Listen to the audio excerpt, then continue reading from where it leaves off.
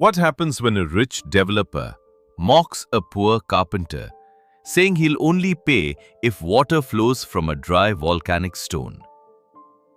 A man in white stood silently. What happened next forced the millionaire to his knees in a shock that changed everything. The hallway of Quezon City Hall felt like an oven. Junjun wiped sweat from his forehead with a rag. He wore a faded polo shirt from 5 years ago. Opposite him stood Sir Rico. He smelled of expensive cologne. Rico glanced at his gold watch worth 200,000 pesos.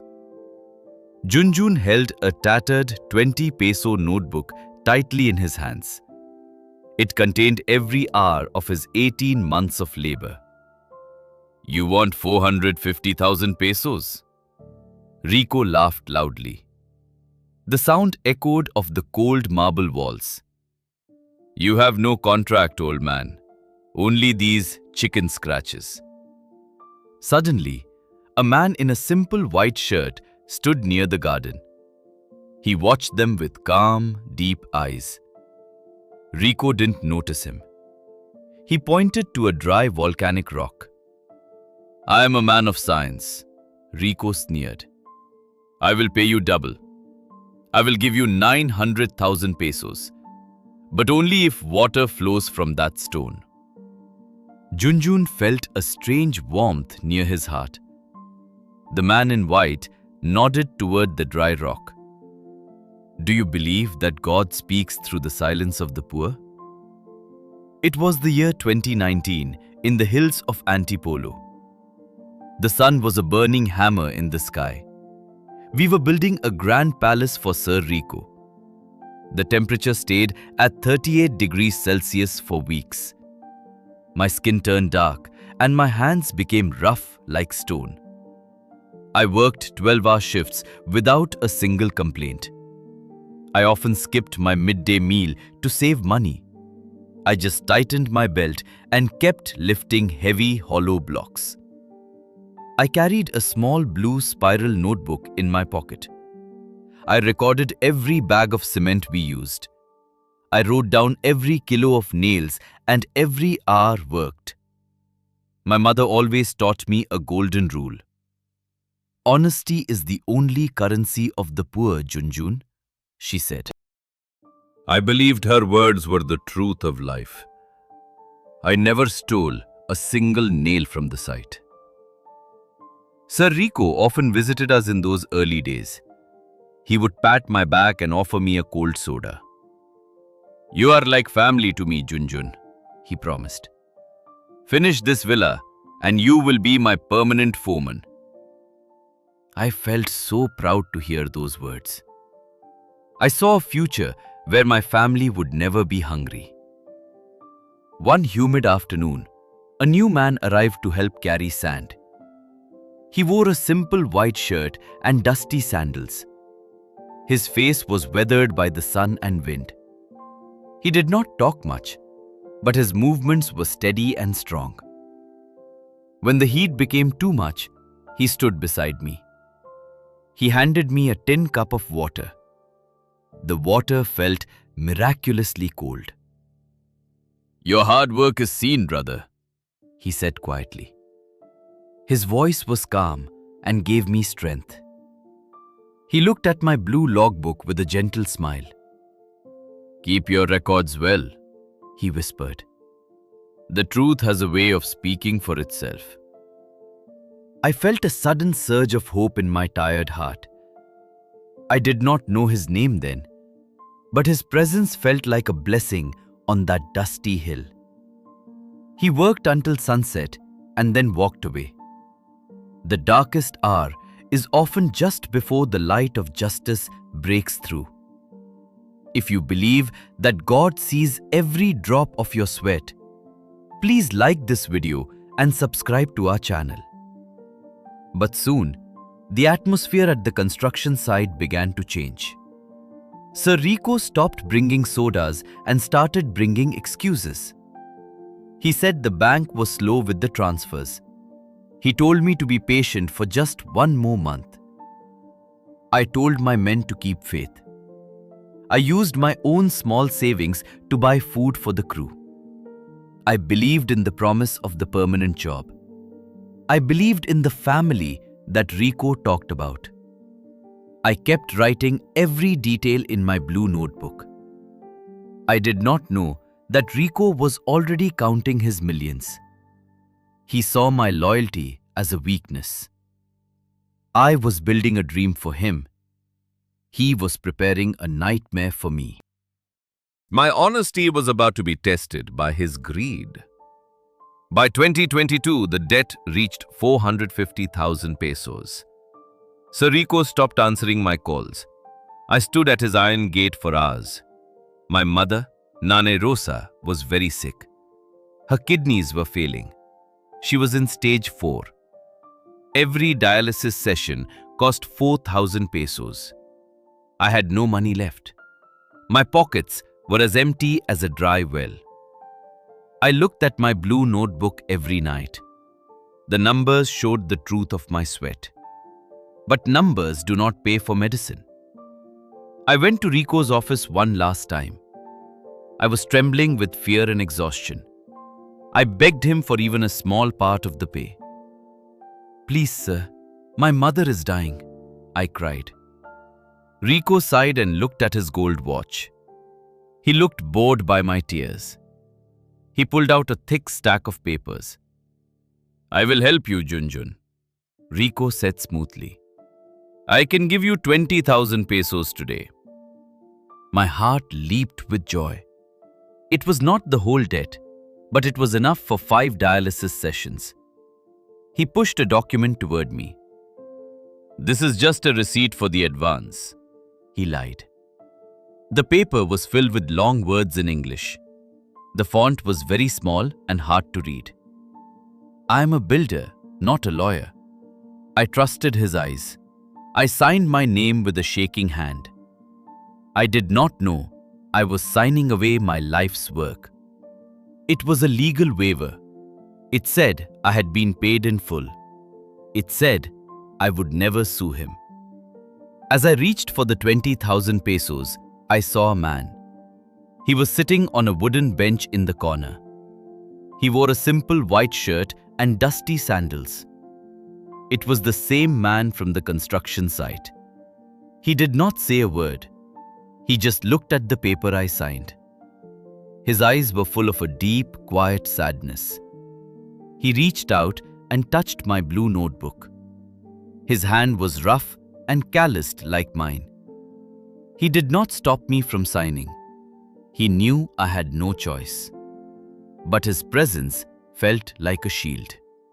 He breathed deeply, and the air in the room changed. The air felt heavy with the truth that was yet to come. Rico looked around but could not see him. The man in white stood up and walked toward me. He placed a hand on my shoulder for 1 second. It was a light touch, but it felt like strength. The trap was closed, and the injustice was sealed in ink. If you believe that God protects the honest even in their darkest moments, please like this video and subscribe to our channel. I took the 20,000 pesos and ran to the hospital. I felt like a winner for 1 hour. I paid for the machines to keep my mother breathing, but the money vanished like water in the sand. I went back to Rico the next week. The guards at the gate pushed me away. "You signed the paper, Junjun," they laughed. "You have nothing more to claim." I sat on the curb and held my blue notebook. It was my only witness. I felt the weight of the man's hand still on my shoulder. He had not saved my money. He had not stopped the lie, but he had stayed with me in the room of the tiger. I realized then that my battle was just beginning. The paper was a lie, but my sweat was a fact. I looked up at the hot Manila sky. I asked God for one thing only. I did not ask for revenge. I asked for the strength to survive the coming storm. My heart was heavy, but my spirit was not yet broken. 2023 was the year of long shadows. The rain fell hard on our small tin roof. My mother's breath became very shallow and weak. We needed the money for the final surgery. But Sir Rico's iron gates remained locked. He blocked my mobile number on his phone. I called him 100 times. No one answered my desperate cries for help. My mother died on a rainy Tuesday morning. Her hand was cold and thin in mine. The villa in Antipolo was finally finished. It was a beautiful palace of white glass. Rico sold it for 85 million pesos. He bought a shiny new red sports car. I had no money for a proper funeral. I buried her in a simple wooden box. Then the landlord came to my door. You owe 3 months of rent, Junjun. I was evicted from my small rental room. I carried one bag and my blue notebook. I sat in a dark alleyway that night. I lit a single small candle. I looked at my mother's old wooden rosary. The beads were smooth from her many prayers. "Where are you, Lord?" I whispered to the walls. The silence was deafening in my ears. My stomach was empty and growled loudly. I felt like my faith was a big lie. My hard work was a joke for the rich. Suddenly, I felt someone sitting near me. A man sat on the cold concrete. He wore a simple white shirt and sandals. His feet were dusty and tired from walking. He did not say any long words. He just sat there in the dark. He looked at the rosary in my hands. He reached out and touched the wooden cross. "The weight is heavy, isn't it?" he asked softly. I looked into his steady, kind eyes. "Why does the evil man always win?" I asked. The man just breathed deeply and stayed silent. Sometimes, the loudest prayer is the one whispered in the dark.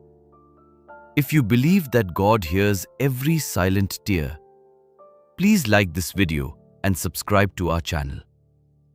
The man stayed until the candle burned out. I wanted to throw the rosary away, but his quiet presence kept my hands still. I felt like a broken machine waiting for the end. The world felt cold and very unfair. But the man in white did not leave. He was the only light in that alley. For 6 months, I lived like a walking ghost in Cubao. I slept under the noisy MRT tracks. The city was very loud every day, but I was completely silent inside. I worked odd jobs at the wet market. I carried heavy sacks of rice for 10 pesos. My back was always aching from the weight. I lost 15 kilograms of body weight. My face was thin and my eyes were hollow. I stopped talking to the other workers there.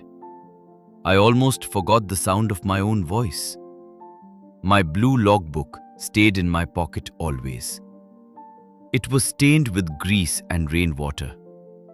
The ink was starting to fade away. I looked at the names of my men. I felt like I had failed them all. I was a broken machine. I just moved and carried things every day. People walked past me like I was invisible. I saw the rich in their clean cars. They looked just like Sir Rico. They had power, and they had the law. In the Philippines, the law is a spider web. It catches the small insects like me, but the big ones always break through. They fly away with their millions of pesos. I had no money for a lawyer. I had no hope for justice anymore. I accepted my life as a shadow. I was just waiting for the end. The truth was hidden behind walls of gold and lies. If you believe that God sees every invisible person, please support this video with a like and subscribe to our channel. One night, I sat near a pile of trash. A man in a simple white shirt sat down. He was the one from the alleyway. He did not say anything at first, he just watched the city lights. Then he looked at my dirty hands. He touched the corner of my blue notebook. I felt a small spark in my heart. "A ghost does not need a notebook," he said. His voice was like a cool wind. "But a man with a story is alive." I looked at his kind, weathered face. "The law does not want my story," I said. "The law only wants money." The man in white smiled gently. He pointed to the stars above the smog. "The true judge does not have a wallet," he said. "He only has a scale of truth." He stayed with me until the morning. I felt a little bit of strength. I was still hungry and tired, but I was not a ghost anymore. I was a man with a witness. I stood up and walked to work. The man in white followed me silently. I felt his presence like a warm shield. Do you believe that a simple man can stand against a giant with only the truth in his hands? One Sunday afternoon, I walked to Rizal Park in Luneta. The sun was golden over the Manila Bay. Families were laughing and eating street food together. I felt like a stranger in a happy world. I sat on a bench near the statue of Rizal. My shoes were thin, and my spirit was thinner. A Tahoe vendor walked past me with his heavy pails. He saw my face and stopped his walk. He served me a warm cup of Tahoe. "Drink this, brother," the old vendor said. "You look like you have traveled a long way." I took the cup with shaking hands. I had no coins to pay him.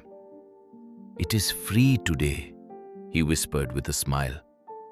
Then I noticed the man in white. He was already sitting at the end of the bench. He wore the same simple shirt and dusty sandals. He was watching the children play with their kites. He looked at the Tahoe vendor and nodded. Then he looked directly at me. "The notebook is heavy because it is full of truth," he said. His voice was calm despite the noise of the park. "Why do you hide the truth in your pocket?" I looked down at the blue notebook. "Sir Rico is a powerful man," I said. "He has lawyers and he has gold." The man in white leaned forward a little. "Power is a shadow that disappears in the light," he replied. "But truth is like a seed under the ground." I felt a strange heat in my chest. I thought about my mother's empty bed. I thought about the 99 workers I led. They were all waiting for justice from me. The moment of truth is coming, and the silent will finally speak. If you believe that God gives strength to the humble, please like this video and subscribe to our channel. The man in white reached out his hand. He did not touch me, but I felt a force. It was a silent and very resolute energy.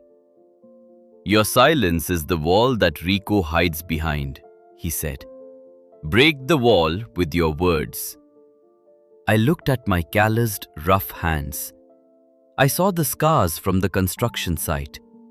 These hands built a mansion worth 85 million pesos. Why was I afraid of the man who only signed the checks? The man in white stood up from the bench. He looked at the monument of the hero. "A hero is just a man who stood up," he whispered. "Go now and find your voice, Junjun." I stood up from the bench with a new fire. The Tahoe vendor smiled and picked up his pails. The man in white began to walk away into the crowd. He moved slowly but with great purpose. I followed him with my eyes until he vanished. I felt like a heavy weight had fallen from my back. I opened my blue notebook and read the first page. I saw my mother's name written in the margin. I would not let her death be in vain. I would not let Rico's lies be the final word. I walked out of Luneta with my head held high. The wind from the bay felt like a fresh start. I knew what I had to do. I would go to the legal aid office. I would tell the story of every bag of cement. I would tell the story of every drop of sweat. The giant was tall, but the truth was taller. I was ready to strike the stone. My courage was finally louder than my fear. The lawyer at the PAO office was a kind man. He looked at the stamp on the waiver. He smiled a very thin and sharp smile. "This notary license expired in 2021, he said. "Sariko is playing a very dangerous game. This paper was just a piece of dirty trash now." We went back to the villa in 2025. The judge and the lawyers walked on the green grass. Sariko wore a suit that cost a fortune. He looked at me like I was a cockroach. "Why are we here again?" Rico asked with a sneer. He pointed at the same dry volcanic rock. "I told you my offer still stands, Junjun. Make water come from that stone and I pay." The man in white was standing near the rock.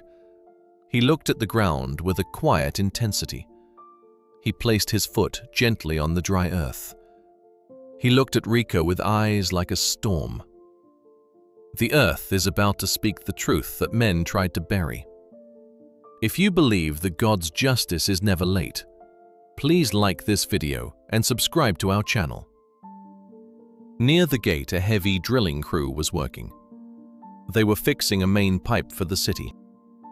The Metropolitan Waterworks crew was drilling very deep. The ground began to shake under our dusty feet. A deep, low, rumbling sound came from the soil. The man in white looked at the dry stone. "The time has come for the hidden to rise." Suddenly, a loud crack echoed through the garden. The volcanic rock split into two perfect halves. A massive geyser of water shot into the air. It erupted directly through the center of the stone. The water was cold, clear, and very powerful. It drenched Sir Rico from head to toe. His expensive suit was ruined by the muddy spray. The judge stared in complete and total silence. The lawyers dropped their bags in the wet grass. The man in white did not move an inch. He stood in the rain of the geyser. He looked at Rico with a calm, firm face. "The stone has spoken," his voice rang out. Rico fell to his knees in the mud. He looked at the water with wide, terrified eyes. The drilling crew had hit a high-pressure vein. It was a natural accident with a divine timing. The miracle was recorded on every single phone. Truth was flowing like a river in the garden. The garden was silent now. Only the sound of the falling water remained. So Rico looked like a wet child in the mud. His expensive hair was very messy. His pride was washed away by the geyser. The lawyers whispered about the criminal fraud charges. They mentioned the expired license of the notary. Rico's face turned pale like a ghost. He knew jail was a real possibility now. The judge stood with her arms crossed. "Pay him what you promised," the judge said. Rico pulled his checkbook from his wet pocket. His hands were trembling like leaves. He wrote, 900,000 pesos only. He signed his name with a jagged line. He handed the check to me slowly. He did not look at my eyes. I took the paper with steady hands. It represented 5 years of my life. I looked for the man in white. He was standing near the gate. He gave me a small, kind nod. Then he walked away into the busy street. He did not ask for any reward. He was just a traveler passing through. I traveled to my home province the next day. I went to the Manila North Cemetery. I sat by my mother's small grave. The grass was green and very peaceful. I placed a small stone on the concrete. "Nanay, the debt is finally paid," I whispered. I felt a deep peace enter my heart. It was a peace money cannot buy. I cried for the first time in years. They were tears of a free man. I used the money for a small shop. It is located near the town plaza. I named it the Honest Builder Hardware. I sell cement, nails, and good timber. I never cheat my customers on the price. I have 5 workers helping me now. We start the morning with a simple prayer. Every worker has a signed legal contract. I make sure they understand every word. Honesty is our only real treasure here. The old blue notebook is in a frame. It sits on the shelf behind my desk. It reminds me of the man in white. God does not always use a thunderbolt. He changes the world through patient hands. He gives us tools to build our dignity. Justice is a slow seed, but it grows.